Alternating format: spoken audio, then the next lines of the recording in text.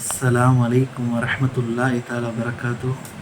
அன்பார்ந்தவர்களே, நாமெல்லாம் இந்த புனித ரமலான் மாதத்தில் இரண்டாவது நாள் ஓதப்படக்கூடிய துவா, அல்லாஹும்ம கர்ரிப்னி இலா மர்லாத்திக்க வ ஜன்னிப்னி மின் சஹ்திக்க வ நிஅமதிக்க வ வஃபிக்னி லி கிராஅத்தி ஆயாத்திக்க பிரஹ்மதிக்க யா ரஹ்மர் ராஹிமீன்.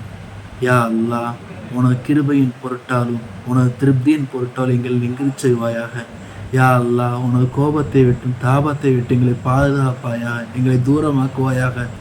யா அல்லாஹ், மிகவும் இரக்கமுடையவர்களில் மிகுந்த உயர்வான இரக்கமுடையவனே, எங்கள் மீது இரக்கம் காட்டுவாயாக. யா அல்லாஹ்,